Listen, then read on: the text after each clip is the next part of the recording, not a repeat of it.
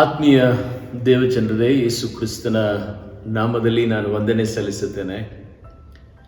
ದೇವಾದಿ ದೇವನು, ರಾಜಾದಿರಾಜನು ಈ ಅತ್ಯುನ್ನತವಾದಂಥ ಸಮಯವನ್ನು ನಮ್ಮೆಲ್ಲರ ಬದುಕಿನಲ್ಲಿ ಕೊಟ್ಟಿರುವುದಕ್ಕಾಗಿ ನಾವೆಲ್ಲರೂ ಸದಾ ಆತನಿಗೆ ಕೃತಜ್ಞತಾ ಸ್ತೋತ್ರಗಳನ್ನು ನಾವು ಸಲ್ಲಿಸುವಂಥವರಾಗೋಣ.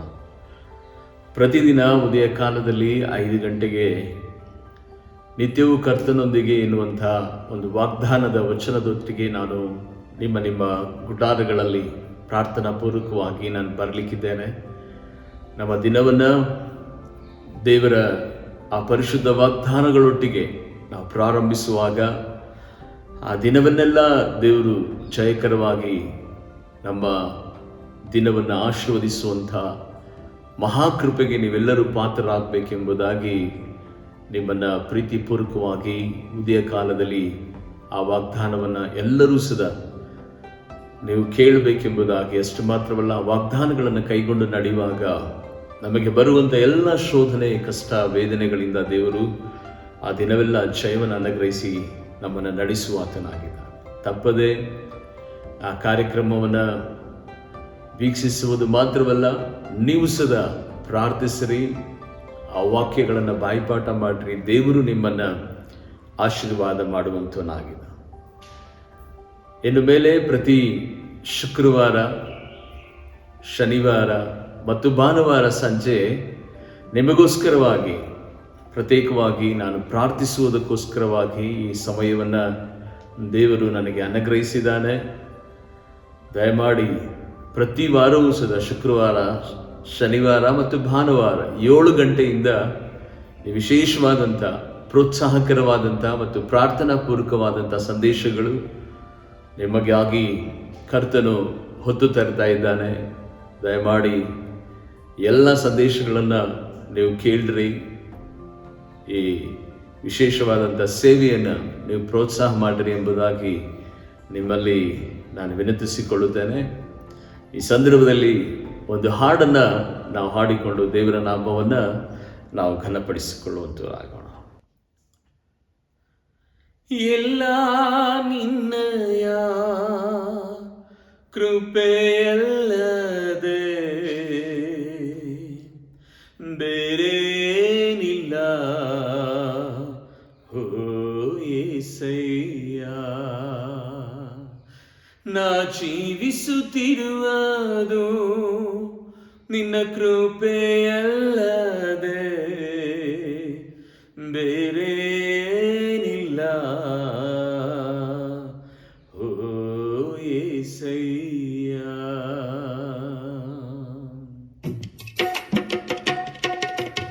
ಎಲ್ಲ ನಿನ್ನಯ ಕೃಪೆಯಲ್ಲದೆ ಬೇರೆ ಏನಿಲ್ಲ ಓ యేసయ్య. ನಾ ಜೀವಿಸುತ್ತಿರುವುದು ನಿನ್ನ ಕೃಪೆಯಲ್ಲದೆ ಬೇರೆ ಏನಿಲ್ಲ ಓ యేసయ్య. ಕೃಪೆಯೇ ಕೃಪೆಯೇ ಎಲ್ಲ ನಿನ್ನಯ ಕೃಪೆಯೇ ಕೃಪೆಯೇ ಕೃಪೆಯೇ ಎಲ್ಲ ನಿನ್ನಯ ಕೃಪೆಯೇ ಎಲ್ಲ ನಿನ್ನಯ ಕೃಪೆಯಲ್ಲದೆ ಬೇರೆ ಏನಿಲ್ಲ ಓ యేసయ్య. ನಾ ಜೀವಿಸುತ್ತಿರುವುದು ನಿನ್ನ ಕೃಪೆಯಲ್ಲದೆ ಬೇರೆ ಏನಿಲ್ಲ ಓ యేసయ్య. ಗಣನೆಗೆ ಬಾರದ ನನ್ನ ಜ್ಞಾನದ ಆತ್ಮವನೇ, ಸೇವೆಗೆ ನನ್ನ ಕರೆದದ್ದು ನಿನ್ನ ಕೃಪೆಯೇ. ಬಲಹೀನನಾದ ನನ್ನ ಆತ್ಮನ ಬಲವ ನೀಡಿ ನನ್ನನ್ನು ಬಲಪಡಿಸಿದ್ದು ನಿನ್ನ ಕೃಪೆಯೇ. ಗಣನೆಗೆ ಬಾರದ ನನ್ನ ಜ್ಞಾನದ ಆತ್ಮವ ನೀಡಿ ಸೇವೆಗೆ ನನ್ನ ಕರೆದದ್ದು ನಿನ್ನ ಕೃಪೆಯೇ. ಬಲಹೀನನಾದ ನನ್ನ ಆತ್ಮನ ಬಲವ ನೀಡಿ ನನ್ನನ್ನು ಬಲಪಡಿಸಿದ್ದು ನಿನ್ನ ಕೃಪೆಯೇ. ಎಲ್ಲ ನಿನ್ನಯ ಕೃಪೆಯಲ್ಲದೆ ಬೇರೆ ಏನಿಲ್ಲ. ಏಸಯ್ಯ, ನಾ ಜೀವಿಸುತ್ತಿರುವುದು ನಿನ್ನ ಕೃಪೆಯಲ್ಲದೆ ಬೇರೆ ಏನಿಲ್ಲ. ಏಸಯ್ಯ, ಕೃಪೆಯೇ ಕೃಪೆಯೇ ಎಲ್ಲ ನಿನ್ನಯ ಕೃಪೆಯೇ.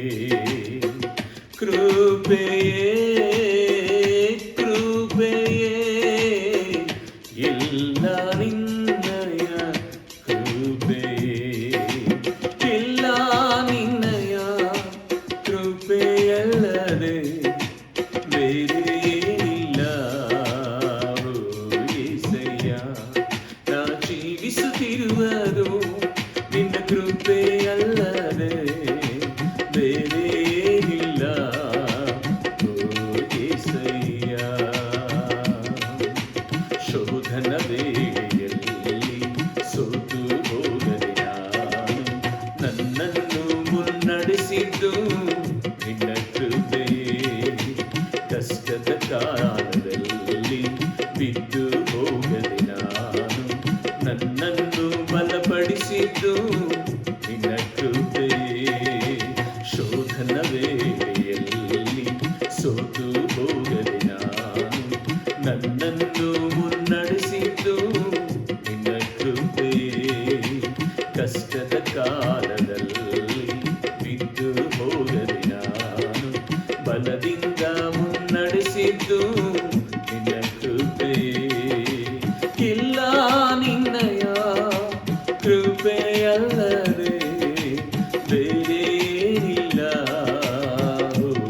ಏಸಯ್ಯ, ನಾ ಜೀವಿಸುತ್ತಿರುವುದು ನಿನ್ನ ಕೃಪೆಯಲ್ಲದೆ ಬೇರೆ ಏನಿಲ್ಲ.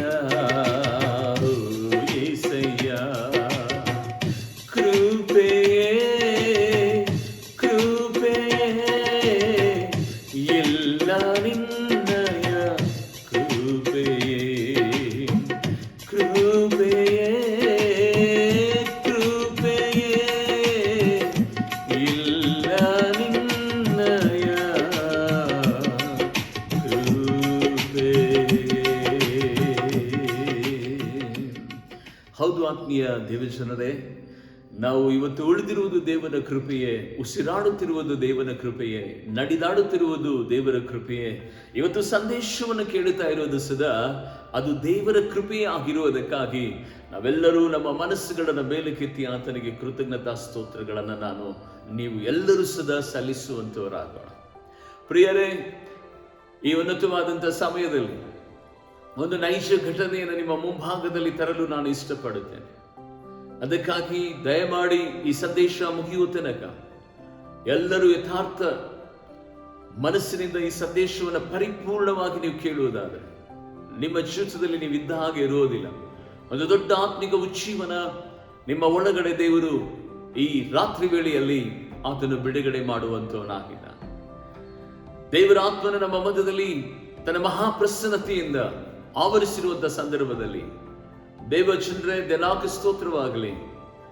ಈ ನೈಜ ಘಟನೆ ಇದು ಕಹಾನಿಯಲ್ಲ, ಕಥೆಯಲ್ಲ, ನಿಜವಾಗ್ಲೂ ಸದಾ ಇದು ನಡೆದಂತ ಒಂದು ಘಟನೆ. 1978 ಇಸ್ವಿಯ ಮಧ್ಯಭಾಗದಲ್ಲಿ ಭಾರತ ದೇಶದಲ್ಲಿ ಒಂದು ಭಯಂಕರವಾದಂತ ಬರಗಾಲಕ್ಕೆ ತುತ್ತಾದಂತ ಒಂದು ಸಂದರ್ಭ. ಆ ಸಂದರ್ಭದಲ್ಲಿ ಅನೇಕ ಜನರು ಅಘೋರ ಕ್ಷಾಮದ ನಿಮಿತ್ತವಾಗಿ ಹಸಿವಿನಿಂದ ಬಳಲಿ ಅನೇಕ ವಿಧವಾದಂತಹ ಕಷ್ಟಗಳಲ್ಲಿರುವಂತಹ ಸಂದರ್ಭದಲ್ಲಿ ಅನೇಕ ಜನರು ಪ್ರೋತ್ಸಾಹ ಮಾಡಿದರು. ಅಷ್ಟು ಮಾತ್ರವಲ್ಲ, ಇಂಗ್ಲೆಂಡ್ ದೇಶದಿಂದ ಒಂದು ಮಿಷನರಿ ತಂಡ ಭಾರತ ದೇಶಕ್ಕೆ ಬರ್ತದೆ. ಭಾರತ ದೇಶಕ್ಕೆ ಬಂದಂತ ಸಂದರ್ಭದಲ್ಲಿ ನಮ್ಮ ಭಾರತದ ಪ್ರಧಾನಿಯವರನ್ನ ಅವರು ಸಂಪರ್ಕಿಸಿ ನಾವು ಕೆಲವು ಗ್ರಾಮಗಳನ್ನ ನಾವು ಈ ಸಂದರ್ಭದಲ್ಲಿ ದತ್ತು ತೆಗೆದುಕೊಂಡು ಈ ಕ್ಷಾಮದ ಕಾಲದಲ್ಲಿ ಅವರಿಗೆ ನಾವು ಸಹಾಯ ಮಾಡುತ್ತೇವೆ ಎಂಬುದಾಗಿ ಅವರ ಜೊತೆಯಲ್ಲಿ ಸಂಪರ್ಕ ಮಾಡುತ್ತಾರೆ. ಈಗಲೂ ಸುಧಾ ಮಿಷನರಿಗಳು ಇರ್ತಾರೆ. ಈಗಿನ ಮಿಷನರಿಗಳು ಯಾವ ರೀತಿಯಾಗಿರ್ತಾರೆ ಎಂಬುದಾಗಿ ಅವರಿಗೆ ಗೊತ್ತಾಗ್ತದೆ. ಯಾಕೆಂತ ಹೇಳಿದರೆ ದಿನಾಂಕ ಸ್ತೋತ್ರವಾಗಲಿ, ನಿಜವಾದಂಥ ಮಿಷನರಿಯ ಒಂದು ಸ್ವಭಾವ ಏನೆಂಬುದಾಗಿ ನೋಡುವಾಗ ದಿಕ್ಕಿಲ್ಲದವರಿಗೆ, ಅನಾಥರಿಗೆ, ರೋಗಗ್ರಸ್ತರಿಗೆ, ಬರಗಾಲದಲ್ಲಿರುವಂತಹ ಪರಿಸ್ಥಿತಿಯಲ್ಲಿರುವಂತಹ ಜನರಿಗೂ ಸುಧಾ ಆದರಣೆ ನೀಡುವಂಥ ಒಂದು ಮಿಷನರಿ ಕಾರ್ಯಕ್ರಮ ಎಂಬುದಾಗಿ. ಯಾಕಂದರೆ ಕ್ರೈಸ್ತ ಆರಾಧನೆ ಮಾಡುವಂಥ, ಕ್ರೈಸ್ತ ಸೇವೆ ಮಾಡುವಂಥ, ಕ್ರೈಸ್ತರನ್ನು ಅಂಗೀಕಾರ ಮಾಡಿಕೊಂಡಂತ ನಂಬಿರುವಂಥ ದೇವ ಮಕ್ಕಳ ಹೃದಯದಲ್ಲಿ ಅದು ದೊಡ್ಡ ಭಾರವಾಗಿರ್ತದೆ. ಈಗ ನೋಡ್ರಿ, ಕರೋನಾ ಸಮಯದಲ್ಲಿ ಈ ಭಾರತ ದೇಶದ ಒಂದು ಕ್ಷೇಮಾಭಿವೃದ್ಧಿಯನ್ನ ಬಯಸಿ ವಿಶ್ವದ ಅನೇಕ ರಾಷ್ಟ್ರಗಳು ಇವತ್ತು ಈ ಭಾರತ ದೇಶಕ್ಕೆ ಅನೇಕ ಕೈಯನ್ನು ಚಾಚ್ತಾ ಇದ್ದ. ಅದಕ್ಕೆ ಕಾರಣ ಏನಂದ್ರೆ, ದಿನಾಂಕ ಸ್ತೋತ್ರವಾಗಲಿ, ಆ ಕ್ರೈಸ್ತ ಒಂದು ಮನಸ್ಸು, ನಿನ್ನತೆ ನಿನ್ನ ನೆರೆಯವರನ್ನ ಪ್ರೀತಿಸಬೇಕೆನ್ನುವಂತ ಆಂತರ್ಯದ ಭಾರ, ಆ ಕ್ರಿಸ್ತನ ಚಿತ್ತವನ್ನು ನೆರವೇರಿಸುವುದಕ್ಕಾಗಿ ಇವತ್ತು ಸದಾ ಮಿಷನರಿಗಳು ಭಾರತ ದೇಶಕ್ಕೆ ಹೊರದೇಶದಿಂದ ಅನೇಕ ವಿಧವಾದ ಹಣ ಸಹಾಯ ಇವತ್ತು ಭಾರತ ದೇಶಕ್ಕೆ ಹರಿದು ಬರ್ತಾ ಇದೆ. ಆ ಸಂದರ್ಭದಲ್ಲಿ ಆ ಮಿಷನರಿ ತಂಡ ಒಂದು ಚಿಕ್ಕದಾದಂಥ ಗ್ರಾಮ, ಒಂದು 500 ಮನೆಗಳಿರುವಂತಹ ಒಂದು ಗ್ರಾಮವನ್ನು ದತ್ತು ತೆಗೆದುಕೊಳ್ಳುತ್ತದೆ. ದತ್ತು ತೆಗೆದುಕೊಂಡ ನಂತರ ಅವರು ಆ ಗ್ರಾಮದಲ್ಲಿ ಡಂಗೂರವನ್ನು ಸಾರಿಸ್ತಾರೆ. ನಾಳೆ ಬೆಳಗಿನ ಜಾವದಲ್ಲಿ ಸ್ಕೂಲಿನ ಮುಂಭಾಗದಲ್ಲಿ ನಿಮಗೋಸ್ಕರವಾಗಿ ಪ್ರತ್ಯೇಕವಾಗಿ ಈ ಕ್ಷಾಮದ ಸಂದರ್ಭದಲ್ಲಿ ಕೆಲವೊಂದು ವಸ್ತುಗಳನ್ನು, ಸ್ವಲ್ಪ ಹಣವನ್ನು, ಕೆಲವೊಂದು ಪಾತ್ರೆ ಸಾಮಾನುಗಳನ್ನು, ಆಹಾರ ಪದಾರ್ಥಗಳನ್ನು ನಾವು ಶಾಲೆಯ ಮುಂಭಾಗದಲ್ಲಿ ನಿಮಗೋಸ್ಕರವಾಗಿ ಇಟ್ಟಿರುತ್ತೇವೆ. ಈ ಗ್ರಾಮದ ಎಲ್ಲರೂ ಸದಾ ಬಂದು ನೀವು ಅದನ್ನು ತೆಗೆದುಕೊಳ್ಳಬೇಕು ಎಂಬುದಾಗಿ ಹೇಳಿ ಅನೌನ್ಸ್ಮೆಂಟ್ ಮಾಡ್ತಾರೆ. ಪ್ರಕಟಣೆಗಳನ್ನು ಡಂಗೂರ ಸಾರಿಸ್ತಾರೆ. ಈಗಿನ ಕಾಲದಲ್ಲೆಲ್ಲ ಆಟೋದಲ್ಲಿ ಮೈಕನ್ನು ಇಟ್ಕೊಂಡು ಡಂಗೂರ ಸಾರಿಸ್ತಾರೆ. ಆದರೆ ಆಗಿನ ಕಾಲದಲ್ಲಿ ಗ್ರಾಮದ ಆ ಪಂಚಾಯಿತಿಯ ಆ ವಿಶೇಷವಾದಂಥ ಗ್ರಾಮಸ್ಥರು ಏನು ಮಾಡ್ತಾ ಇದ್ರು ಅಂದರೆ, ಒಂದು ತಮಟೆಯನ್ನು ತೆಗೆದುಕೊಂಡು ಒಬ್ಬ ಮನುಷ್ಯನಿಗೆ ಹಣವನ್ನು ಕೊಟ್ಟು ಡಂಗೂರವನ್ನು ಸಾರಿಸ್ತಾ ಇದ್ರು. ಆಯಿತು, ಎಲ್ಲರಿಗೂ ಸದಾ ಡಂಗೂರ ಸಾರಲ್ಪಟ್ಟಿದ್ದು. ಶಾಲೆ ಮುಂಭಾಗದಲ್ಲಿ ಒಂದು ಕಡೆ ಆಹಾರ ಸಾಮಗ್ರಿಗಳನ್ನು, ಬೇಳೆ, ಕಾಳು, ಅಕ್ಕಿಯನ್ನು ಒಂದು ಕಡೆ ಇಟ್ಟಿದ್ದಾರೆ. ಇನ್ನೊಂದು ಕಡೆಯಲ್ಲಿ ಸ್ವಲ್ಪ ಬಟ್ಟೆಗಳನ್ನು ಇಟ್ಟಿದ್ದಾರೆ, ಬೇಕಾದ ಬಟ್ಟೆಗಳನ್ನು. ಅದಾದ ನಂತರ ಇನ್ನೊಂದು ಲೈನ್ನಲ್ಲಿ 5,000 ರೂಪಾಯಿ ಹಣವನ್ನು ಇಟ್ಟಿದ್ದಾರೆ. ಅದಾದ ನಂತರ ಒಂದು ಕೆಲವು ಬೈಬಲ್ಗಳನ್ನು ಇನ್ನೊಂದು ಸಾಲಿನಲ್ಲಿ ಇಟ್ಟಿದ್ದಾರೆ. ಬೆಳಗಿನ ಜಾವದಲ್ಲಿ ಊರಿನ ಜನರೆಲ್ಲರೂ ಸದಾ ಬರೋದಕ್ಕೆ ಪ್ರಾರಂಭ ಮಾಡಿದರು.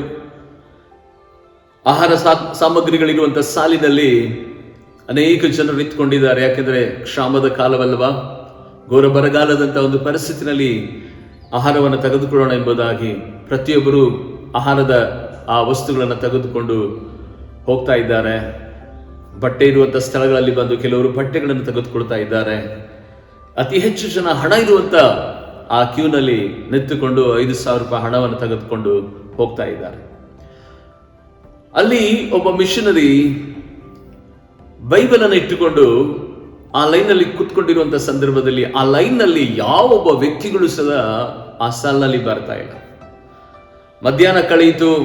ಅನೇಕ ಜನರು ಬಟ್ಟೆ ಇರುವಂತ, ಆಹಾರ ಸಾಮಗ್ರಿಗಳಿರುವಂತ, ಹಣ ಇರುವಂತ ಸಾಲುಗಳಲ್ಲಿ ಅವರು ಬಹಳ ಜನ ನಿಂತುಕೊಂಡು ಎಲ್ಲ ವಸ್ತುಗಳನ್ನ, ಹಣವನ್ನ, ಬಟ್ಟೆಗಳನ್ನ ತೆಗೆದುಕೊಂಡು ಹೋಗ್ತಾ ಇರ್ತಾರೆ. ಆದ್ರೆ ಮಿಷನರಿಗೆ ಒಂದು ಯೋಚನೆ ಬರ್ತದೆ, ಈ 500 ಗ್ರಾಮ ಇಷ್ಟೊಂದು ದೊಡ್ಡದಾದಂಥ ಊರು, ಆಗಿನ ಕಾಲಕ್ಕೆ ಅದು ದೊಡ್ಡದೇ ಊರು, ಇಷ್ಟು ದೊಡ್ಡ ಗ್ರಾಮದಲ್ಲಿ ಇದ್ದಾರೆ, ಒಬ್ಬನಾದರೂ ದೇವರನ್ನ ನಂಬಿರುವಂತಹ ವಿಶ್ವಾಸ ಇಲ್ಲಿ ಇಲ್ವಾ ಎಂಬುದಾಗಿ ಹೇಳಿ ಆತನು ಯೋಚನೆ ಮಾಡುತ್ತಾ ಆ ಬೈಬಲ್ ಮುಂಭಾಗದಲ್ಲಿ ಆತನು ಕುತ್ಕೊಂಡಿರ್ತಾನೆ. ಕುತ್ಕೊಂಡಿರುವಂತಹ ಸಂದರ್ಭದಲ್ಲಿ ಬಹಳ ಬಡತನದಲ್ಲಿರುವಂತಹ ಒಬ್ಬ ಮನುಷ್ಯ, ತನ್ನ ಬನಿನೆಲ್ಲ ಹರಿದೋಗಿದೆ, ಒಂದು ಚಿಕ್ಕದಾದಂಥ ಲಂಗೋಟಿಯನ್ನು, ಕಚ್ಚೆ ಪಂಚಿಯನ್ನು ಹಾಕಿಕೊಂಡು ಬಂದು ನೋಡ್ತಾನೆ. ಎಲ್ಲಾ ಸಾಲುಗಳಲ್ಲಿ ಜನರು ಕ್ಯೂ ತುಂಬಾ ನಿಂತ್ಕೊಂಡಿರ್ತಾರೆ. ಆತನಿಗೆ ಯೋಚನೆ ಬರ್ತದೆ, ಮನೆಯಲ್ಲಿ ಈತನು ಮಾತ್ರ ಆ ಊರಿನಲ್ಲಿ ಸ್ವಲ್ಪ ಶುಭವಾರ್ತೆ ತಲುಪಿ ದೇವರನ್ನು ಅಂಗೀಕಾರ ಮಾಡಿಕೊಂಡಿರ್ತಾನೆ. ಪ್ರತಿದಿನವೂ ಸದಾ ಕುಟುಂಬವಾಗಿ ಅವರು ಪ್ರಾರ್ಥನೆ ಮಾಡ್ತಿರ್ತಾರೆ. ಆ ಬಡವನ ಒಂದು ಪ್ರಾರ್ಥನೆ ಏನು ಗೊತ್ತಾ, ಆತನಿಗೆ ಓದೋದಕ್ಕೆ ಒಂದು ಬೈಬಲ್ ಬೇಕು. ಎಷ್ಟೋ ದಿನಗಳಿಂದ ಕುಟುಂಬವಾಗಿ ಆತನಿಗೆ 3 ಜನ ಮಕ್ಕಳು. ಅಂಥ ಒಂದು ಪರಿಸ್ಥಿತಿನಲ್ಲಿ ಬಹಳ ಕಷ್ಟದ ಸಮಯ. ಎಷ್ಟು ಕಷ್ಟ ಅಂದರೆ ಆ ಬರಗಾಲದ ಸಮಯದಲ್ಲಿ ಈಗಾಗಲೇ ಅವನು ಹತ್ತಿರ 50,000ಕ್ಕಿಂತ ಮಿಗಿಲಾದ ದೊಡ್ಡ ಮೊತ್ತದ ಸಾಲವನ್ನು ಆತನು ಮಾಡಿಕೊಂಡಿದ್ದಾನೆ. ಸಾಲಗಾರರ ಕಾಟ ಒಂದು ಕಡೆ, ತಿನ್ನೋದಕ್ಕೆ ಅನ್ನ ಇಲ್ಲ, ಉಡೋದಕ್ಕೆ ವಸ್ತ್ರ ಇಲ್ಲ, ಪಾತ್ರೆ ಸಾಮಾನುಗಳು ಮನೆಯಲ್ಲಿ ಇಲ್ಲ. ಇಂತಹ ಒಂದು ಪರಿಸ್ಥಿತಿಯಲ್ಲಿ ಗಂಡ ಹೆಂಡತಿ ಮಕ್ಕಳು ಒಡಗೂಡಿ ದೇವರ ಹತ್ರ ಪ್ರಾರ್ಥನೆ ಮಾಡ್ತಾ ಇರ್ತಾರೆ. ಏನಂದರೆ, ಸ್ವಾಮಿ, ನಮಗೆ ತಿನ್ನೋಕೆ ಅನ್ನ ಇಲ್ಲದಿದ್ರು ಪರವಾಗಿಲ್ಲ, ವಸ್ತುಗಳಿಲ್ಲದಿದ್ರು ಪರವಾಗಿಲ್ಲ, ದೇವರೇ ನಿನ್ನ ವಾಕ್ಯ ಬೇಕು, ನಿನ್ನ ಬೈಬಲ್ ನಮಗೆ ಬೇಕಪ್ಪ, ನೀನು ಹೇಗಾದರೂ ಮಾಡಿ ನನಗೆ ಒಂದು ಬೈಬಲನ್ನು ಕೊಡಿಸು ಎಂಬುದಾಗಿ ಹೇಳಿ ಅನೇಕ ದಿನಗಳಿಂದ ಪ್ರಾರ್ಥನೆ ಮಾಡ್ತಾ ಇರ್ತಾರೆ. ಮನೆಯನ್ನು ಬಿಡುವಂಥ ಸಂದರ್ಭದಲ್ಲಿಯೇ ತನ್ನ ಹೆಂಡತಿ ಮಕ್ಕಳು ಆತನಿಗೆ ಹೇಳಿ ಕಳಿಸ್ತಾರೆ, ಒಂದು ಬ್ಯಾಗನ್ನು ಕೊಟ್ಟು ಕಳಿಸ್ತಾರೆ. ಏನು ಕೊಡ್ತಾರೋ ತೆಗೆದುಕೊಂಡು ಬನ್ನಿರಿ, ಮನೆಯಲ್ಲಿ ಒಂದು ಅಕ್ಕಿ ಕಾಳು ಇಲ್ಲ ಅಂತ ಒಂದು ಪರಿಸ್ಥಿತಿನಲ್ಲಿ ನಾವಿದ್ದೇವೆ, ಯಾರೋ ಪುಣ್ಯಾತ್ಮರು ಬಂದಿದ್ದಾರೆ, ನೀವು ಹೋಗ್ರಿ ಎಂಬುದಾಗಿ ಹೇಳಿ ಪ್ರಾರ್ಥನೆ ಮಾಡಿ ಕಳಿಸ್ತಾರೆ. ಈ ಮನುಷ್ಯ ಎಲ್ಲ ಸಾಲುಗಳನ್ನು ನೋಡುತ್ತಾನೆ. ಎಲ್ಲ ಸಾಲುಗಳನ್ನು ನೋಡ್ತಾ ಬರುವಾಗ ಒಂದು ಕಡೆ ಆಹಾರದ ಸಾಮಗ್ರಿಗಳು, ಒಂದು ಕಡೆ ಪಾತ್ರೆ ಬಟ್ಟೆ ಸಾಮಾನುಗಳು, ಇನ್ನೊಂದು ಕಡೆ ಹಣ ಇದೆ, ಇನ್ನೊಂದು ಕಡೆ ಬೈಬಲ್ ಇರ್ತದೆ. ಬೈಬಲನ್ನು ನೋಡಿದ ತಕ್ಷಣ ಇವನಿಗೆ ತುಂಬಾ ಸಂತೋಷವಾಗ್ಬಿಡ್ತದೆ, ತುಂಬಾ ಖುಷಿ ಆಗ್ಬಿಡ್ತದೆ. ಏನೋ ಒಂದು ಪರಲೋಕವೇ ಆತನಿಗೆ ಸಿಕ್ಕಷ್ಟು ಸಂತೋಷ ಆತನಿಗೆ ಆಗ್ಬಿಡುತ್ತೆ. ಆ ಸಂದರ್ಭದಲ್ಲಿ ಆ ಬೈಬಲ್ ಹತ್ರ ಒಬ್ಬ ಮಿಷನರಿ ಕೂತ್ಕೊಂಡಿರುವಾಗ ಹರಿದಂಥ ಬನೀನು, ಒಂದು ಲಂಗೋಟಿ ಥರ ಇರುವಂಥ ಒಂದು ಪಂಚೆನ ಹಾಕಿಕೊಂಡು, ತೆದ್ದೆ ಮೇಲೆ ಟವಲನ್ನು ಹಾಕಿಕೊಂಡು ಮುಂದೆ ಹೋಗಿ ನಿಂತ್ಕೊಳ್ಳುವಂಥ ಸಂದರ್ಭದಲ್ಲಿ ಆ ಮಿಷನರಿ ಕೇಳ್ತಾನೆ, ಹೋಗು, ಅಲ್ಲಿ ಬಟ್ಟೆ ಇದೆ, ಹಣ ಇದೆ, ಅಲ್ಲಿ ಪಾತ್ರೆ ಸಾಮಾನುಗಳಿದ್ದಾವೆ, ಆಹಾರ ಸಾಮಗ್ರಿಗಳಿದ್ದಾವೆ, ಅದನ್ನು ನೀನು ತೆಗೆದುಕೊಂಡು ಹೋಗು ಎಂಬುದಾಗಿ ಹೇಳುವಾಗ ಕೈಯನ್ನು ಹೀಗೇ ಕಟ್ಕೊಂಡು ಮುಂದೆ ನಿಂತ್ಕೊಂಡು ಆತನಿಗೆ ಬೆರಳು ಮಾಡಿ ತೋರಿಸ್ತಾನೆ. ಏನಂದರೆ, ಇದು ನನಗೆ ಬೇಕು ಅಂತ. ಆತನಿಗೆ ಒಂದು ಆಶ್ಚರ್ಯವಾಗ್ತದೆ, ಮಿಷನರಿಗೆ ಒಂದು ಆಶ್ಚರ್ಯವಾಗ್ತದೆ. ಏನು, ಈ ಮನುಷ್ಯ ಆಹಾರ ತೆಗೆದುಕೊಳ್ಳದೆ, ಹಣ ತೆಗೆದುಕೊಳ್ಳದೆ, ಪಾತ್ರೆಗಳನ್ನು ತೆಗೆದುಕೊಳ್ಳದೆ ಇದು ಬೇಕು ಎಂಬುದಾಗಿ ಹೇಳ್ತಾನೆ. ಯಾಕೆ ಇದು ಬೇಕು ಎಂಬುದಾಗಿ ಆತನಿಗೆ ಕೇಳುವಾಗ ಆತನು ಹೇಳ್ತಾನೆ, ನಾನು ಯೇಸು ಸ್ವಾಮಿಯನ್ನು ನಂಬಿದ್ದೇನೆ, ನಾನು ನನ್ನ ಹೆಂಡತಿ ಮಕ್ಕಳೆಲ್ಲರೂ ಸದಾ ಬಹಳ ದಿನದಿಂದ ನಾವು ಪ್ರಾರ್ಥನೆ ಮಾಡ್ತಾ ಇದ್ದೀವಿ, ನಮಗೆ ಬೈಬಲ್ ಬೇಕು ಎಂಬುದಾಗಿ, ನನಗೆ ಇದು ಬೇಕು ಸ್ವಾಮಿ, ನನಗೆ ಇದನ್ನು ಕೊಡ್ತೀರಾ ಎಂಬುದಾಗಿ ಆತನು ಕೇಳುವಾಗ ಆ ಮಿಷನರಿ ಹೇಳ್ಕೊಳ್ತಾನೆ.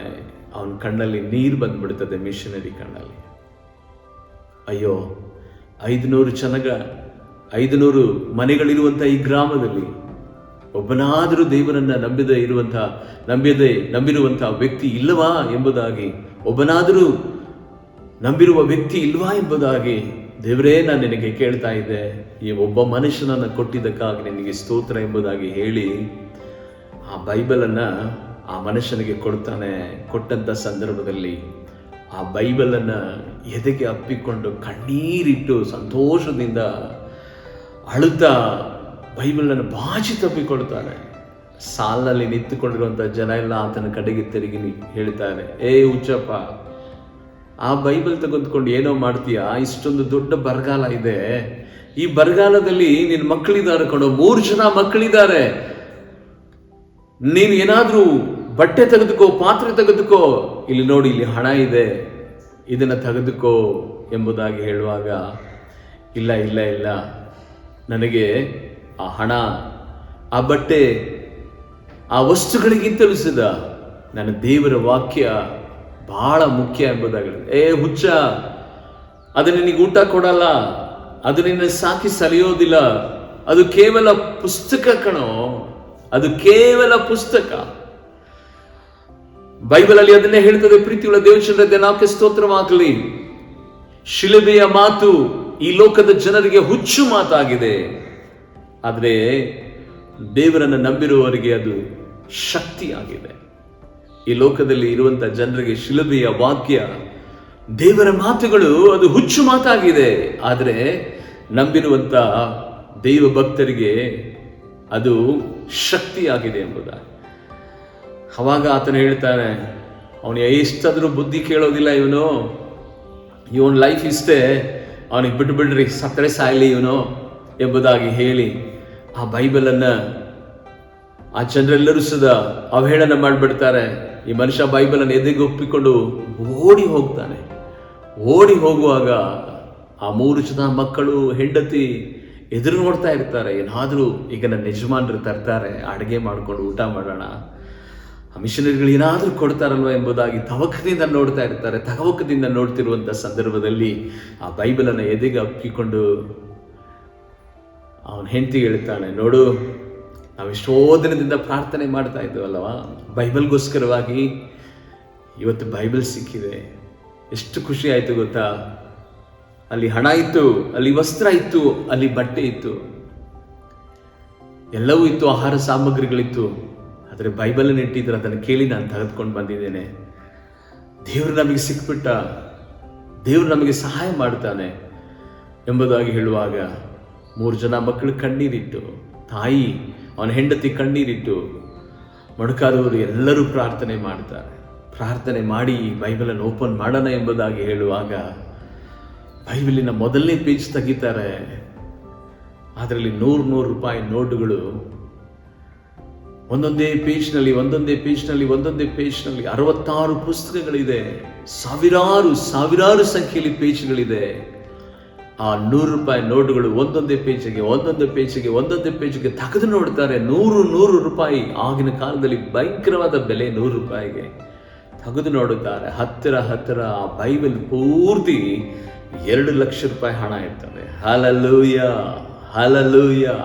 ದೇವರಿಗೆ ಸ್ತೋತ್ರವಾಗಲಿ. ಈಗಾಗಲೇ ಅವನಿಗೆ 50,000 ರೂಪಾಯಿ ಸಾಲ ಇದೆ. ಅದನ್ನ 50,000 ರೂಪಾಯಿ ಸಾಲ ತೀರಿಸಿದ್ರು ಸುದ 1.5 ಲಕ್ಷ, ಒಂದು ದೊಡ್ಡದಾದಂತ ಮೊತ್ತ. ಪ್ರೀತಿಯ ದೇವಜನರೇ, ಭಯಂಕರವಾದಂತ ದೊಡ್ಡದಾದಂತ ಮೊತ್ತ 2 ಲಕ್ಷ ರೂಪಾಯಿ ಇದೆ. ಅದನ್ನು ನೋಡಿ ಇಡೀ ಕುಟುಂಬ, ದೇವರೇ ನೀನು ಎಷ್ಟು ಒಳ್ಳೆಯವನಪ್ಪ, ನೀನು ಎಷ್ಟು ಒಳ್ಳೆಯವನೇ ಎಂಬುದಾಗಿ ದೇವರಿಗೆ ಸ್ತೋತ್ರವಾಗಲಿ. ಮೊಣಕಾಲೂರಿ ಪ್ರಾರ್ಥನೆ ಮಾಡಿ ಸಾಲವನ್ನು ತೀರಿಸಿ, ಹುಚ್ಚ ಎಂಬುದಾಗಿ ಯಾರು ಕರೆದರೋ ಅವರ ಮಧ್ಯದಲ್ಲಿ ದೇವರು ಆ ಸಮಯದಲ್ಲಿ ದೇವರು ಆತನಿಗೆ ಐಶ್ವರ್ಯವಂತರನ್ನಾಗಿ ಮಾಡಿ ಉನ್ನತವಾದಂಥ ಕೃಪೆಯಿಂದ ಆತನನ್ನು ನಡೆಸುತ್ತಾನೆ. ಪ್ರೀತಿಯುಳ್ಳ ದೇವಜನರೇ, ದೇವರ ಸನ್ನಿಧಾನದಲ್ಲಿ ದೇವರ ವಾಗ್ದಾನ ವಚನ ಹೀಗೆ ಹೇಳ್ತದೆ. ಧರ್ಮೋಪದೇಶ ಕಾಂಡ 28ನೇ ಅಧ್ಯಾಯದ 1ನೇ ವಚನ,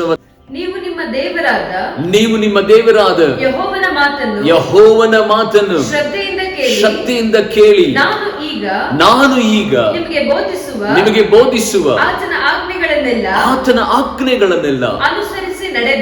ಅನುಸರಿಸಿ ನಡೆದರೆ ಆತನು ಭೂಮಿಯ ಮೇಲಿರುವ ಎಲ್ಲ ಜನಾಂಗಗಳಿಗಿಂತಲೂ ನಿಮ್ಮನ್ನು ಉನ್ನತ ಸ್ಥಿತಿಗೆ ತರುತ್ತಾನೆ. 12ನೇ ವಚನ ಓದಮ್ಮ. ಯೆಹೋವನು ಆಕಾಶದಲ್ಲಿರುವ ತನ್ನ ಜಲನಿಧಿಯನ್ನು ತೆರೆದು ನಿಮ್ಮ ದೇಶದ ಮೇಲೆ ಬೆಳೆಗೆ ಬೇಕಾದ ಹಾಗೆ ಮಳೆಯನ್ನು ಸುರಿಸಿ ನಿಮ್ಮ ಎಲ್ಲ ವ್ಯವಸಾಯವನ್ನು ಸಫಲ ಮಾಡುವನು. ನೀವು ಅನೇಕ ಜನಗಳಿಗೆ, ಗಮನಿಸಿದ್ದೇನಾಕೆ ಸ್ತೋತ್ರವಾಗಲಿ, ನೀವು ಅನೇಕ ಜನರಿಗೆ ಸಾಲ ಕೊಡುವಿರೇ ಹೊರತು ಸಾಲ ತೆಗೆದುಕೊಳ್ಳುವುದಿಲ್ಲ. ಚಪ್ಪಾಳೆ ತಟ್ಟಿ ದೇವರ ನಾಮವನ್ನು ನಾವೆಲ್ಲರೂ ಸುದ ಘನಪಡಿಸುವಂತವರಾಗೋಣ. ನೀವು ಅನೇಕ ಜನರಿಗೆ ಸಾಲವನ್ನು ಕೊಡುವಿರೇ ಹೊರತು ಸಾಲವನ್ನು ತೆಗೆದುಕೊಳ್ಳುವುದಿಲ್ಲ. ಈ ಜೀವಂತ ಸಾಕ್ಷಿಯನ್ನು ನಾನು ಕೇಳುವಂತ ಸಂದರ್ಭದಲ್ಲಿ ನನಗೂ ಸದಾ ಕಣ್ಣಲ್ಲಿ ನೀರು ಬಂದು ಬಿಡ್ತು. ಯಾಕೆಂತ ಹೇಳಿದರೆ, ಸಾಲ ಇದೆಯಲ್ಲ ಅದು ಎಷ್ಟು ಭಯಾನಕ ಎಂಬುದಾಗಿ ನನ್ನ ಜೀವಿತದಲ್ಲಿ ನಾನು ಅನುಭವಿಸಿದ್ದೇನೆ. ಪ್ರೀತಿಯುಳ್ಳ ದೇವಜನರೇ, 2092ನೇ ಇಸ್ವಿನಲ್ಲಿಯೇ ಸಾಲದಿಂದ ಬಳಲುತ್ತಾ ಇದ್ದಂಥ ನನ್ನನ್ನು ದೇವರು ಒಂದು ಉನ್ನತವಾದಂಥ ಕೃಪೆಯಿಂದ ನನ್ನನ್ನು ಆರಿಸಿ ತೆಗೆದುಕೊಳ್ಳದೆ ಹೋಗಿರುವುದಾದರೆ, ಸಾಲದ ಇಕ್ಕಟ್ಟಿನಲ್ಲಿ ಒಂದು ದಿನ ನಾನು ಸತ್ತು ಹೋಗಬೇಕಾಗಿತ್ತು. ಸಾಲ ಮಾಡಿದವರ ಪರಿಸ್ಥಿತಿಯನ್ನು ನಾನು ನೆನೆಸುತ್ತೇನೆ. ಒಂದು ವೇಳೆ ಸಾಲ ಕೊಟ್ಟವನು 50 ರೂಪಾಯಿನೇ ಕೊಟ್ಟಿರಲಿ, 100 ರೂಪಾಯಿನೇ ಕೊಟ್ಟಿರಲಿ, 1000 ರೂಪಾಯಿನೇ ಕೊಟ್ಟಿರಲಿ, ಅವನು ಯಾವಾಗ ಬರ್ತಾನೋ, ಯಾವ ಪರಿಸ್ಥಿತಿಯಲ್ಲಿ ಬರ್ತಾನೋ ಗೊತ್ತಿಲ್ಲ, ಯಾವಾಗ ಮನೆ ಬಾಗಿಲನ್ನು ತಟ್ಟುತ್ತಾನೋ ಗೊತ್ತಿಲ್ಲ. ಅಂಥ ಒಂದು ಪರಿಸ್ಥಿತಿ ಒಬ್ಬ ಮನುಷ್ಯನಾಗಿರ್ತದೆ. ಇವತ್ತು ಎಷ್ಟೋ ಜನರು, ಎಷ್ಟೋ ಮನುಷ್ಯರು ಇವತ್ತು ತಮ್ಮ ಪ್ರಾಣವನ್ನು ನಷ್ಟಪಡಿಸಿಕೊಳ್ಳುತ್ತಾರೆ, ಆತ್ಮಹತ್ಯೆ ಮಾಡಿಕೊಳ್ಳುತ್ತಾರೆ. ಅದಕ್ಕೆ ಕಾರಣ ಏನು ಗೊತ್ತಾ? ಸಾಲದಿಂದ ಅಧೈರ್ಯಗೊಳ್ಳುತ್ತಾರೆ, ನಿರೀಕ್ಷೆ ಇಲ್ಲದ ಹಾಗೆ ಆಗ್ತಾರೆ. ಇದನ್ನು ತೀರಿಸೋದಕ್ಕೆ ಆಗುವುದಿಲ್ಲ ಅನ್ನುವಂಥ ಪರಿಸ್ಥಿತಿನಲ್ಲಿ ಅನೇಕ ಜನರು ಇವತ್ತು ಪ್ರಾಣ ಹತ್ಯೆ ಮಾಡಿಕೊಳ್ತಾ ಇದ್ದಾರೆ. ದೇವರಿಗೆ ಸ್ತೋತ್ರವಾಗಲಿ. ನಾನು ಯೇಸು ಕ್ರಿಸ್ತನನ್ನು ನಂಬಿ ಅದಾದ ನಂತರ ಪರಿಪೂರ್ಣವಾದ ಸೇವೆಗೆ ಬಂದ ಮೇಲೆ 1999ರಿಂದ 2006ನೇ ಇಸ್ವಿಯ ತನಕ ಸಾಲ ಆ ಬಾಧೆಯ ನಿಮಿತ್ತವಾಗಿ ಎಷ್ಟೋ ರಾತ್ರಿಗಳು ನಿದ್ರೆ ಬರ್ತಾ ಇರಲಿಲ್ಲ. ಎಷ್ಟೋ ರಾತ್ರಿಗಳು ಭಯಾನಕವಾದ ಒಂದು ಪರಿಸ್ಥಿತಿಯಲ್ಲಿ ಹಾದು ಬರುವಂತಹ ಒಂದು ಸ್ಥಿತಿ ಇತ್ತು. ಆದರೆ ದೇವರಿಗೆ ಸ್ತೋತ್ರವಾಗಲಿ, ಒಂದು ದಿನ ಇದೇ ವಚನ ಧರ್ಮೋಪದೇಶ ಕಾಂಡ 1ನೇ ಅಧ್ಯಾಯದ 12ನೇ ವಚನ, ನೀವು ಅನೇಕ ಜನರಿಗೆ ಸಾಲವನ್ನು ಕೊಡುವಿರೆ ಹೊರತು ಸಾಲವನ್ನು ತೆಗೆದುಕೊಳ್ಳುವುದಿಲ್ಲ ಎನ್ನುವಂತ ಆ ವಚನ ನನ್ನನ್ನು ಎಚ್ಚರಪಡಿಸಿತು. ದೇವರಿಗೆ ಸ್ತೋತ್ರವಾಗಲಿ. ಮೊದಲನೇ ವಚನದಲ್ಲಿ ದೇವರು ವಾಗ್ದಾನ ಮಾಡುತ್ತಾನೆ, ನೀವು ನನ್ನ ಮಾತನ್ನ ಶ್ರದ್ಧೆಯಿಂದ ಕೇಳಿ ನನ್ನ ವಾಕ್ಯವನ್ನು ನೀವು ಕೈಗೊಂಡು ನಡೆಯುವುದಾದರೆ ಭೂಲೋಕದಲ್ಲಿರುವಂತಹ ಎಲ್ಲ ಜನಾಂಗಗಳಿಗಿಂತಲೂ ನಿಮ್ಮನ್ನು ಅತ್ಯುನ್ನತವಾಗಿ ನಾನು ಉನ್ನತ ಸ್ಥಿತಿಗೆ ತರುತ್ತಾನೆ ಎಂಬುದಾಗಿ ಹೇಳಿದ ದೇವರೇ ಈ ಮಾತನ್ನು ಹೇಳುತ್ತಾನೆ. ಯಾವಾಗ ನಾವು ದೇವರ ವಾಕ್ಯವನ್ನು ಶ್ರದ್ಧೆಯಿಂದ ಕೇಳಿ ಭಯಭಕ್ತಿಯಿಂದ ಆ ವಾಕ್ಯದ ಅನುಸಾರವಾಗಿ ನಡೆಯುತ್ತೇವೋ, ಆತ್ಮೀಯ ದೇವಜನರೇ, ಆ ವಾಕ್ಯ ಬೆಳಕಾಗಿದೆ. ಅದು ಸಾಲ ಎನ್ನುವಂಥ ಕತ್ತಲೆಯನ್ನು ಹೊಡೆದೋಡಿಸುವಂಥದ್ದಾಗಿದೆ. ಅಂಧಕಾರ ಎನ್ನುವಂಥ ಕತ್ತಲೆಯನ್ನು ಹೊಡೆದೋಡಿಸುವಂತಾಗಿದೆ. ಮರಣ ಎನ್ನುವಂಥ ಕತ್ತಲೆಯಿಂದ ನಮಗೆ ಬೆಳಕಿನಡೆಗೆ ಜೀವ ಕೊಟ್ಟು ನಡೆಸುವಂಥದ್ದಾಗಿದೆ. ಅದಕ್ಕೆ ಪೇತ್ರನು ಹೇಳುತ್ತಾನೆ, ಸ್ವಾಮಿ, ನಾವು ನಿಮ್ಮನ್ನ ಬಿಟ್ಟು ಎಲ್ಲಿ ಹೋಗೋಣ? ಎಲ್ಲಿ ಹೋದ್ರೆ ನಮಗೆ ನೆಮ್ಮದಿ ಇರುತ್ತದೆ? ಯಾವ ಕಡೆಗೆ ಹೋದ್ರೆ ನಮಗೆ ನೆಮ್ಮದಿ ಇರುತ್ತದೆ? ಅಪ್ಪ, ನಾವು ಎಲ್ಲಿ ಹೋದ್ರೂ ಶತ್ರು ನಮಗೆ ಹೊಡಿತಾ ಇರ್ತಾನೆ. ಯಾಕೆಂದ್ರೆ ನಿಮ್ಮನ್ನ ಬಿಟ್ಟು ನಾವು ಎಲ್ಲಿಗೆ ಹೋಗೋಣ? ನಿನ್ನಲ್ಲಿಯೇ ಜೀವವುಳ್ಳ ವಾಕ್ಯಗಳು ಇದ್ದಾವಲ್ಲ. ಧರ್ಮೋಪದೇಶ ಕಾಂಡ 1:12ನೇ ವಚನ, ನನ್ನ ಮನ ಕಣ್ಣುಗಳು ತೆರೆಯಲ್ಪಟ್ಟಿತು. ಆ ಸಂದರ್ಭದಲ್ಲಿ ದೇವರ ಹತ್ರ ಪ್ರಮಾಣ ಮಾಡಿದೆ. 2006ನೇ ಇಸ್ವಿಯಿಂದ ಪ್ರೀತಿಯುಳ್ಳ ದೇವಜನರೇ, ಪ್ರೀತಿಯುಳ್ಳ ಆತ್ಮೀಯ ವಿಶ್ವಾಸಿಗಳೇ, ಇವತ್ತು ಸದಾ ಸಾಕ್ಷಿಯಾಗಿ ನಾನು ಹೇಳುತ್ತೇನೆ, ದೇವರಿಗೆ ಸ್ತೋತ್ರವಾಗಲಿ. ತಂದೆ, ಇನ್ನು ಮೇಲೆ ನಾನು ಸಾಲನೇ ಮಾಡೋದಿಲ್ಲ. ಇದ್ದರೆ ಊಟ ಮಾಡ್ತೀನಿ, ಇಲ್ಲ ಅಂದ್ರೆ ಹಾಗೆ ನಿದ್ದೆ ಮಾಡ್ತೀನಿ. ನೀನು ಕೊಟ್ರೆ ಸೇವೆ ಮಾಡ್ತೀನಿ, ಇಲ್ಲ ಅಂದ್ರೆ ನಾನು ಸೈಲೆಂಟ್ ಆಗಿರ್ತೀನಿ. ನೀನ್ ತಾನೇ ವಾಗ್ದಾನ ಮಾಡಿದ್ಯಲ್ಲ, ಅನೇಕ ಜನರಿಗೆ ಕೊಡುವಿರೆ ಹೊರತು ತೆಗೆದುಕೊಳ್ಳುವುದಿಲ್ಲ ಎಂಬುದಾಗಿ. 2006ನೇ ಇಸ್ವಿಯಿಂದ 2021ನೇ ಇಸ್ವಿಯ ಈ ದಿನದ ತನಕ ಕರ್ತನು ಯಾವುದೇ ವಿಧವಾದಂಥ ತಡೆಗಳಿಲ್ಲದ ರೀತಿಯಲ್ಲಿ, ಸಾಲ ಇಲ್ಲದ ರೀತಿಯಲ್ಲಿ ದೇವಾದಿ ದೇವನು ಈ ದಿನದವರೆಗೂ ಸದಾ ನನ್ನನ್ನು ನಡೆಸಿಕೊಂಡು ಬರ್ತಾ ಇದ್ದಾನೆ. ಆತ್ಮೀಯ ದೇವಜನರ, ಅದಕ್ಕೆ ಕಾರಣ ಏನು ಗೊತ್ತಾ? ಈ ಬೈಬಲ್ ಆಗಿದೆ. ಆ ಮನುಷ್ಯನ ಅವತ್ತು ಆಹಾರವನ್ನು ನೋಡದೆ, ಪಾತ್ರೆ ಬಟ್ಟೆ ಸಾಮಾನನ್ನು ನೋಡದೆ, ಹಣವನ್ನು ನೋಡದೆ ಬೈಬಲನ್ನು ತೆಗೆದುಕೊಂಡಿದ್ದರಿಂದಲೇ ಅವನ 50,000 ಸಾಲ ತೀರಿತು. ಇನ್ನೂ 1.5 ಲಕ್ಷ ಆತನ ಕೈನಲ್ಲಿ ಉಳಿಯುವ ಹಾಗೆ ದೇವರು ಸಹಾಯ ಮಾಡಿದನು. ಇವತ್ತು ಸದಾ ನಿನ್ನ ಜೊತೆಯಲ್ಲಿ ದೇವರು ಮಾತನಾಡ್ತಾ ಇದ್ದಾನೆ. ನೀನು ದೇವರ ಮಾತನ್ನ ಶ್ರದ್ಧೆಯಿಂದ ಓದುವುದಾದರೆ, ಆ ಆಜ್ಞೆಗಳನ್ನು ಕೈಗೊಂಡು ನಡೆಯುವುದಾದರೆ, ನಿನಗೂ ಸದಾ ದೇವರು ಸಾಲದಲ್ಲಿ ಸಾಲಗರನಾಗಿ ಇಡುವುದಿಲ್ಲ. ಬೈಬಲ್ ಹೇಳ್ತದೆ, ದೇವರಿಗೆ ಸ್ತೋತ್ರವಾಗಲಿ. ಎಷ್ಟು ಸುಂದರವಾದ ವಚನ ಗೊತ್ತಾ? ರೋಮಾಪುರದವರ ಬರೆದ ಪತ್ರಿಕೆ 8ನೇ ಅಧ್ಯಾಯದ 32ನೇ ವಚನ, 33ನೇ ವಚನವನ್ನು ನಾವು ನೋಡುವಂತ ಸಂದರ್ಭದಲ್ಲಿ ದೇವರ ಮಾತು ಹೀಗೆ ಬರೆಯಲ್ಪಟ್ಟಿದೆ. ಆ ಮಾತನ್ನು ನಾವು ಗಮನಿಸಿಕೊಳ್ಳುವಂತವರಾಗೋಣ. 32ನೇ ವಚನ ನಾವೆಲ್ಲರೂ ಸದಾ ಗಮನಿಸಿಕೊಂಡ್ರೆ ಪ್ರೀತಿಯುಳ್ಳ ದೇವಜನ. Thank you Jesus. ಸ್ವಂತ ಮಗನನ್ನು ಉಳಿಸಿಕೊಳ್ಳದೆ ಆತನನ್ನು ನಮ್ಮೆಲ್ಲರಿಗೋಸ್ಕರವಾಗಿ ಒಪ್ಪಿಸಿಕೊಟ್ಟನಲ್ಲ. ಮಗನನ್ನು ಕೊಟ್ಟ ಮೇಲೆ ಸಮಸ್ತವನ್ನು ದಯಪಾಲಿಸದೇ ಇರುವನೇ. ಮಗನನ್ನೇ ಕೊಟ್ಟ ಮೇಲೆ ಸಮಸ್ತವನ್ನು ದಯಪಾಲಿಸದೇ ಇರುವನೇ. ದೇವ ಮಗುವೇ, ಎಚ್ಚರವಾಗು. ಈ ಸಂದರ್ಭದಲ್ಲಿ ನಿನ್ನನ್ನು ಸಾಲದಿಂದ ಬಿಡುಗಡೆ ಮಾಡುವುದಿಲ್ಲವಾ? ನಿನ್ನ ರೋಗದಿಂದ ಬಿಡುಗಡೆ ಮಾಡುವುದಿಲ್ಲವಾ? ನಿನ್ನನ್ನು ಬಂಧನಗಳಿಂದ ಬಿಡುಗಡೆ ಮಾಡುವುದಿಲ್ಲವಾ? ನಿನ್ನನ್ನು ಮಾಟದಿಂದ ಬಿಡುಗಡೆ ಮಾಡುವುದಿಲ್ಲವಾ? ನಿನ್ನ ಕಷ್ಟದಿಂದ ಆತನು ಬಿಡುಗಡೆ ಮಾಡುವುದಿಲ್ಲವಾ? ಖಂಡಿತವಾಗಿಯೂ ದೇವರಾಮಕ್ಕೆ ಸ್ತೋತ್ರವಾಗಲಿ. ಸ್ವಂತ ಮಗನನ್ನೇ ಉಳಿಸಿಕೊಳ್ಳದೆ ಆತನು ನಮಗೋಸ್ಕರವಾಗಿ ಕೊಟ್ಟನಲ್ಲ. ಮಗನನ್ನು ಕೊಟ್ಟ ಮೇಲೆ ಆತನು ಸಮಸ್ತವನ್ನು ನಿನಗೆ ದಯಪಾಲಿಸುವಂತವನಾಗಿದ್ದಾನೆ. ಆದರೆ ನೀನು ಮಾಡಬೇಕಾದಂಥ ಕ್ರಿಯೆಯನ್ನು ಗೊತ್ತಾ? ಜನರನ್ನಾಗಲಿ, ಲೋಕವನ್ನಾಗಲಿ, ಈ ಲೋಕದ ಆಡಂಬರವನ್ನಾಗಲಿ ಸ್ವಲ್ಪ ಸ್ವಲ್ಪ ಸೌಂದರ್ಯಕ್ಕಾಗಿ ಏನೋ ನಾನು ದುಡಿಬೇಕು, ನಾನು ಪ್ರತಿಷ್ಠೆ ಉಳ್ಳವನಾಗಿರ್ಬೇಕೆಂಬುದಾಗಿ ಹೇಳಿ ಅಲ್ಲಿ ಇಲ್ಲಿ ಕೈ ಚಾಚುವುದರ ಬದಲು ನಿನ್ನ ಕೈಯನ್ನ ಮೇಲಕ್ಕೆತ್ತಿ ದೇವರ ಕಡೆಗೆ ತೋರಿಸು. ಸ್ವಾಮಿ, ಬರಿಗೈನಲ್ಲಿದ್ದೇನೆ ಸ್ವಾಮಿ, ನನಗೆ ಎಲ್ಲ ಪರಿಸ್ಥಿತಿಗಳು ಪ್ರತಿಕೂಲಗಳು ನನ್ನ ಎದುರಾಗಿ ನಿಂತುಕೊಂಡಿದೆ. ಈ ಕೈಗಳನ್ನು ಆಶೀರ್ವದಿಸು, ಈ ಮೊಣಕಾಲುಗಳನ್ನು ಆಶೀರ್ವದಿಸು, ನನ್ನನ್ನು ಬಲಪಡಿಸಪ್ಪ ದೇವರೇ. ಸಾಲದಿಂದ, ಮಾಟದಿಂದ, ಅನಾರೋಗ್ಯದಿಂದ ಬಳಲ್ತಾ ಇದ್ದೇನೆ ಏಸಪ್ಪ. ದೇವರೇ, ನನಗೆ ನೀನು ಬೇಕಪ್ಪ, ನಿನ್ನ ವಾಕ್ಯ ಬೇಕಪ್ಪ ಎಂಬುದಾಗಿ ಹೇಳಿ ಭಯಭಕ್ತಿಯಿಂದ ನೀನು ದೇವರ ಕಡೆಗೆ ನಡೆಯುವಾಗ ಇವತ್ತಿನಿಂದ ದೇವರು ನಿನ್ನ ಪರಿಸ್ಥಿತಿಯನ್ನು ಮಾರ್ಪಡಿಸುವಂತವನಾಗಿದ್ದಾನೆ. ಈ ಲೋಕದಲ್ಲಿ ಮನುಷ್ಯರನ್ನು ಆಶೀರ್ವದಿಸುವಂಥದ್ದು, ಬಲಪಡಿಸುವಂಥದ್ದು, ಬಿಡುಗಡೆ ಕೊಡುವಂಥದ್ದು ಒಂದೇ ಒಂದು ಆ ವಾಕ್ಯವಾಗಿರುವಾತನೇ ಆ ಮಗನಾಗಿದ್ದಾನೆ, ತಂದೆಗೆ ಏಕ ಮಗನಾಗಿದ್ದಾನೆ. ಆ ವಾಕ್ಯವೆಂಬಾತನೇ ನರಾವತಾರವನ್ನೆತ್ತಿ ಈ ಲೋಕದಲ್ಲಿ ಬಂದಿದ್ದಾನೆ. ಆ ವಾಕ್ಯವನ್ನು ಕೈಗೊಂಡು ನಡೆಯುವಂಥ ಪ್ರತಿಯೊಬ್ಬ ಮಕ್ಕಳಿಗೂ ಸದಾ ಆತನು ಸಮಸ್ತವನ್ನು ದಯಪಾಲಿಸಿ ಆಶೀರ್ವದಿಸುವಂಥವನಾಗಿದ್ದಾನೆ. ಮರಿಬೇಡ್ರಿ, ದೇನಾಕಿ ಸ್ತೋತ್ರವಾಗಲಿ. ನಿಮ್ಮ ಆತ್ಮ ಉಜ್ಜೀವನಗೊಳ್ಳಲಿ. ಇವತ್ತಿನಿಂದ ಬೈಬಲನ್ನು ನಿಮ್ಮ ಎದೆಗೆ ಅಪ್ಪಿಕೊಳ್ಳ್ರಿ. ಅಷ್ಟು ಮಾತ್ರವಲ್ಲ, ಪ್ರತಿದಿನವೂ ಸದಾ ಅದನ್ನು ತೆರೆಯಿರಿ. ಅದು ನಿಧಿಯಾಗಿದೆ.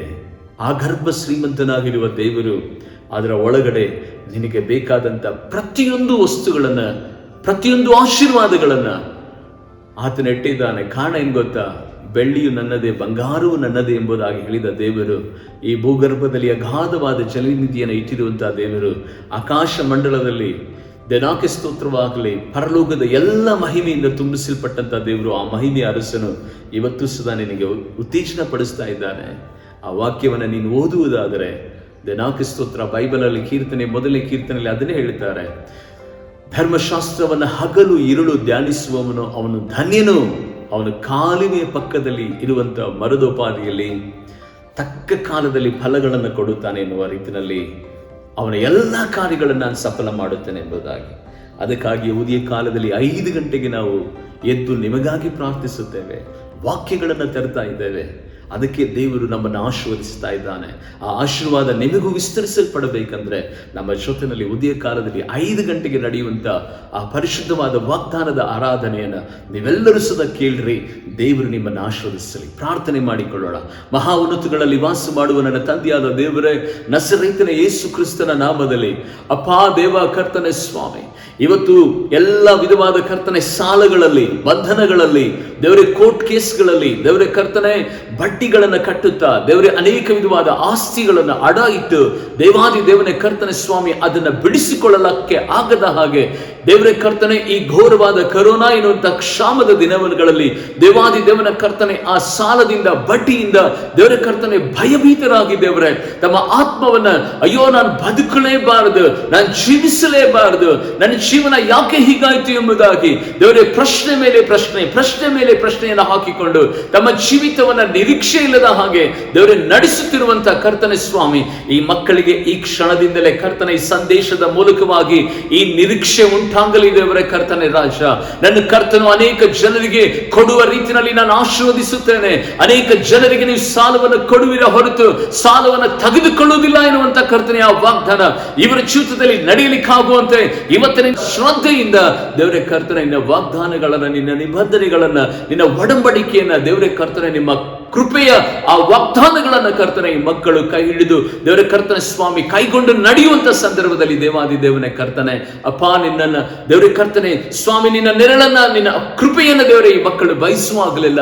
ದೇವಾದಿ ದೇವನೇ ಕರ್ತನೆ ಸ್ವಾಮಿ ಈ ಮಕ್ಕಳನ್ನ ಇವತ್ತಿನಿಂದ ಉದ್ಧಾರ ಮಾಡಪ್ಪ, ಆಶೀರ್ವದಿಸಪ್ಪ, ಕೊರತೆಗಳನ್ನ ನೀಗಿಸಪ್ಪ.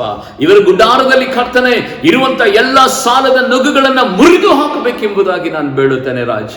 ಅಪ್ಪ ನೀನು ನಂಬಿದ ಮಕ್ಕಳು ದೇವರೇ ಎಂದು ಕರ್ತನೆ ಸ್ವಾಮಿ ಭಿಕ್ಷೆ ಬೇಡಿದ್ದಾಗಲಿ, ಉಪವಾಸ ಬಿದ್ದಿದ್ದಾಗಲಿ ನಾನು ನೋಡೇ ಇಲ್ಲ ಎಂಬುದಾಗಿ ದಾವೀದನು ಹೇಳುವ ರೀತಿಯಲ್ಲಿ ಕರ್ತನೆ ಇನ್ನು ಮೇಲೆ ಕರ್ತನೆ ಇವರ ಗುಡಾರದಲ್ಲಿ ಉಪವಾಸವಿರಬಾರದಪ್ಪ, ಇವರು ಯಾರ ಮುಂದೆ ಕೈ ಚಾಚಬಾರದು ದೇವರೇ. ಅಪ್ಪ ಕೈ ಚಾಚುವುದಾದರೆ ಅದು ನಿನ್ನ ಮುಂಭಾಗದಲ್ಲಿ ಚಾಚಲೆ ದೇವರೇ ಕರ್ತನೆ ಸ್ವಾಮಿ.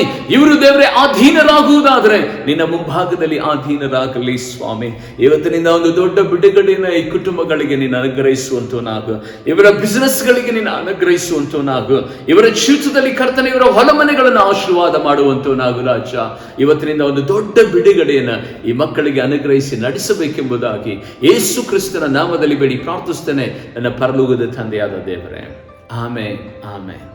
ದೇವರು ನಿಮ್ಮನ್ನು ಆಶೀರ್ವದಿಸಲಿ. ಪ್ರೀತಿಯುಳ್ಳ ದೇವಚಂದ್ರೆ, ದಯಮಾಡಿ ನಿಮ್ಮ ಆತ್ಮಿಕತೆ ಬದುಕಿನಲ್ಲಿ ಇನ್ನೂ ಉನ್ನತವಾದ ಆಶೀರ್ವಾದಗಳು ನಿಮಗೆ ಪ್ರಾಪ್ತಿಯಾಗಬೇಕಂದ್ರೆ ಈ ವಿಡಿಯೋನ ನಿಮಗೆ ಎಲ್ಲಿ ತನಕ ಸ್ನೇಹಿತರಿದ್ದಾರೋ, ಈ ಕರ್ನಾಟಕದ ಮೂಲೆ ಮೂಲೆಗೂ ಕನ್ನಡಿಗರು ಎಲ್ಲೆಲ್ಲಿದ್ದಾರೋ ಅವರೆಲ್ಲರಿಗೂ ಸದಾ ಕೊನೆ ತನಕ ಇದನ್ನು ಶೇರ್ ಮಾಡ್ರಿ. ಎಲ್ಲರೂ ಈ ವಿಡಿಯೋನ ನೋಡಲಿ, ಎಲ್ಲರೂ ಆಶೀರ್ವಾದ ಹೊಂದಲಿ. ಅದರ ಆಶೀರ್ವಾದ ನಿಮಗೂ ನಿಮ್ಮ ಕುಟುಂಬಕ್ಕೂ ಉಂಟಾಗಲಿ. ಮರೆಯಬೇಡ್ರಿ, ಪ್ರತಿ ಗುರುವಾರ, ಶನಿವಾರ ಮತ್ತು ಭಾನುವಾರ ನಿಮಗಾಗಿ ನಾವು ಪ್ರಾರ್ಥಿಸ್ತೇವೆ. ಉದಯ ಕಾಲದಲ್ಲಿ 5 ಗಂಟೆಗೆ ಪ್ರತ್ಯೇಕವಾಗಿ ನಿಮಗಾಗಿ, ನಿಮ್ಮ ಕುಟುಂಬಗಳಿಗಾಗಿ, ನಿಮ್ಮ ಬಿಸ್ನೆಸ್ಗಳಿಗಾಗಿ ನಾವು ಪ್ರಾರ್ಥಿಸಿ ದೇವರ ಕೃಪಾ ವಾಗ್ದಾನವನ್ನು ನಾವು ನಿಮಗಾಗಿ ನಿಮ್ಮ ಮನೆಗೆ ಹೊತ್ತು ತರ್ತೇವೆ. ದಯಮಾಡಿ ಎಲ್ಲರೂ ಸದಾ ಈ ಸೇವೆಯನ್ನು ಪ್ರೋತ್ಸಾಹ ಮಾಡ್ರಿ. ಕರ್ತನು ನಿಮ್ಮನ್ನು 100ರಷ್ಟು ಆಶೀರ್ವದಿಸಲಿ. Thank you.